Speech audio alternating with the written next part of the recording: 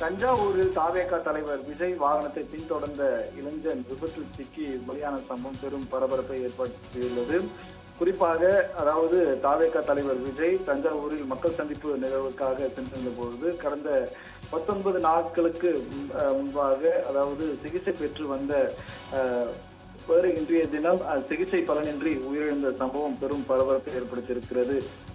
தமிழக வெற்றிக் கழகம் சார்பாக அக்கட்சி தலைவர் விஜய் கடந்த 4ஆம் தேதி நடைபெற்ற அதாவது பொதுக்கூட்டத்திற்கு தஞ்சாவூர் சென்றிருந்தார். அப்பொழுது அவரது வாகனத்தை பின் சென்றிருந்த இளைஞர்கள் அதாவது விபத்தில் சிக்கிய சம்பவம் ஒரு பெரும் பரபரப்பை ஏற்படுத்தியிருந்தது. அப்பொழுது திருச்சி தஞ்சாவூர் தேசிய நெடுஞ்சாலையில் வலங்குடி அருகே விஜயின் வாகனம் சென்று கொண்டிருந்த பொழுது வாகனத்தை பின் சென்ற இளைஞர்கள் அதாவது இந்த விபத்துக்குள் ஏற்பட்ட சம்பவம் பெரும் பரபரப்பை ஏற்படுத்தியிருந்தது. இது மட்டுமல்லாமல் கடந்த 19 நாட்களாக அருகில் இருந்த தனியார் மருத்துவமனையில் சிகிச்சை பெற்று வந்தவர் இன்றைய தினம் உயிரிழந்திருக்கிறார். குறிப்பாக கடந்த 19 நாட்களாக இந்த சிகிச்சை பெற்று வந்தவர் இன்றைய தினம் விக்னேஷ் உயிரிழந்திருக்கக்கூடிய சம்பவம் பெரும் பரபரப்பை ஏற்படுத்தியிருக்கிறது. ஏற்கனவே கடந்த ஆண்டு செப்டம்பர் 27ஆம் தேதி கரூரில் நடைபெற்ற பொதுக்கூட்டத்தின் போது கூட்ட நெரிசல் சிக்கி 41 பேர் உயிரிழந்திருந்தனர்.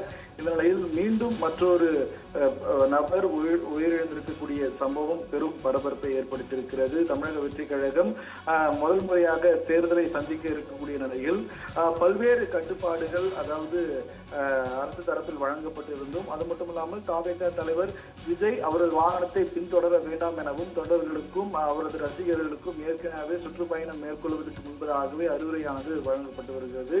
இருப்பினும் அதாவது இளைஞர்கள் மற்றும் கட்சியினர் தொடர்ந்து அவர்களுடைய வாகனத்தை பின்தொடர்ந்து வருவது ஒரு வாடிக்கையாகவே உள்ளது. இந்த நிலையில்தான் கடந்த அதாவது 4ஆம் தேதி திருச்சி தஞ்சாவூர் தேசிய நெடுஞ்சாலையில் வலங்குடி அருகே விஜயின் வாகனம் சென்று கொண்டிருந்த போது அவரை பின்தொடர்ந்து சென்ற இளைஞர் விக்னேஷ் அதாவது விபத்துக்குள்ளான சம்பவம் பெரும் பரபரப்பை ஏற்படுத்தியிருந்தது. இந்த விபத்துக்குள்ளான இளைஞர் கடந்த 19 நாட்களாக சிகிச்சை பெற்று வந்தார். ஆனால் நேற்றைய தினம் சிகிச்சை பலனின்றி உயிரிழந்திருக்கிறார். இந்த நிலையில் விஜய் உடைய சுற்றுப்பயணத்தில் அதாவது மற்றொரு உயிர் பறிபோயிருப்பது அரசியல் வட்டாரங்களில் ஒரு பெரும் அதிருப்தியை ஏற்படுத்தி வருகிறது. இது போன்ற தொடர் உயிரிழப்புகள் காரணமாக தடுக்க நடவடிக்கை எடுக்க வேண்டும் என்றும் அப்பகுதி மக்கள் மற்றும் குடும்பத்தினர் வேண்டுதல் வைத்திருப்பது குறிப்பிடத்தக்கது.